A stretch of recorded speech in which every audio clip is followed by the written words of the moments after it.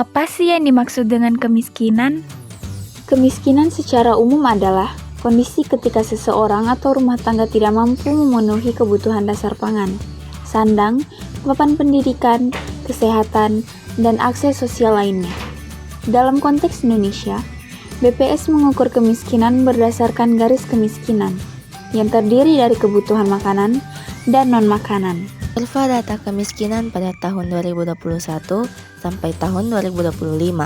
Pada September 2021, jumlah penduduk miskin tercatat sebanyak 26,50 juta orang atau sekitar 9,71% dari total penduduk.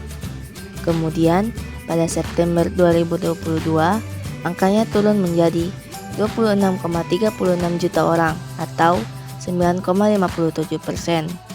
Selanjutnya, pada September 2023, jumlah penduduk miskin menurun lagi menjadi 25,87 juta orang dengan persentase 9,36%. Di September 2024, angka kemiskinan menurun cukup signifikan menjadi 24,27 juta orang atau 8,57%. Dan pada Maret 2025, jumlah penduduk miskin di Indonesia mencapai 23,78 juta orang dengan persentase 8,47%.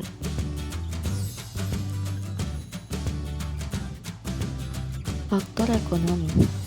Kemiskinan dapat terjadi karena lemahnya kondisi ekonomi, seperti rendahnya pendapatan, sulitnya lapangan pekerjaan, atau ketimpangan distribusi kekayaan. Contohnya, banyak masyarakat tidak memiliki pekerjaan tetap karena lapangan kerja terbatas. Petani kecil sulit menjual hasil panen karena harga pasar dikendalikan oleh tengkulak.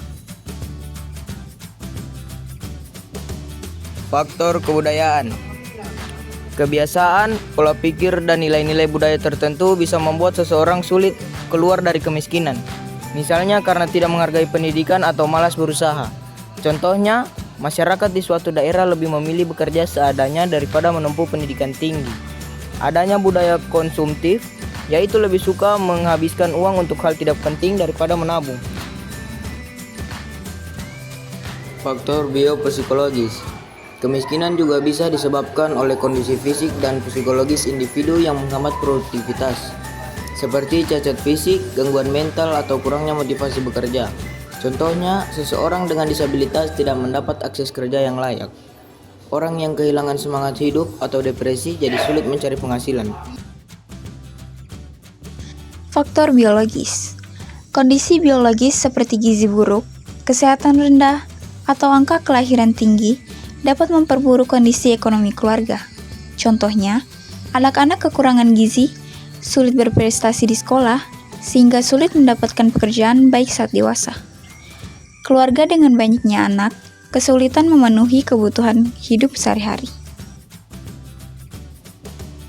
Kemiskinan muncul karena ketidakadilan distribusi kekayaan. Orang kaya dan orang elit ekonomi mengontrol aset, modal, dan peluang sehingga orang miskin sulit naik kelas sosial. Struktur sosial yang ada sering menguntungkan sebagian orang, misalnya pemilik perusahaan atau pemegang modal. Sementara buruh atau masyarakat miskin dibayar rendah dan aksesnya terbatas untuk pendidikan, kesehatan, atau pekerjaan layak. Sistem politik dan hukum kadang mempertahankan status quo, sehingga kebijakan ekonomi dan sosial lebih menguntungkan kelompok kaya. Contohnya, penguasaan lahan. Masyarakat miskin yang bergantung pada pertanian skala kecil sering kehilangan lahan atau tidak memiliki akses modal untuk meningkatkan produktivitas. Sementara perusahaan besar menguasai tanah subur. Solusi mengurangi kemiskinan di Indonesia. 1. Meningkatkan akses dan kualitas pendidikan. Pendidikan adalah kunci untuk keluar dari kemiskinan. Pemerintah harus memastikan semua anak termasuk dari keluarga miskin mendapatkan pendidikan dasar hingga menengah yang berkualitas. 2. Menciptakan dan pemerataan lapangan kerja. Mengembangkan industri lokal UMKM dan sektor kreatif agar lebih banyak pekerjaan tersedia. Oh my god. 3. Pemerataan distribusi kekayaan dan akses ekonomi. mengurangi kesenjangan sosial dan ekonomi melalui kebijakan yang adil. 4.